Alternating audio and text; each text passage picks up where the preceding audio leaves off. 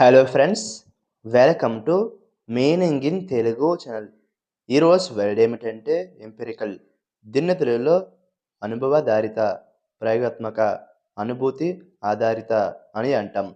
ఈ వర్డ్ని విజ్ఞానంలో ప్రయోగాల ద్వారా లేదా అనుభవం ద్వారా నిర్ధారించబడిన సత్యాలు అని అంటాం. దీనికి సంబంధించిన కొన్ని ఎగ్జాంపుల్ చూద్దాం.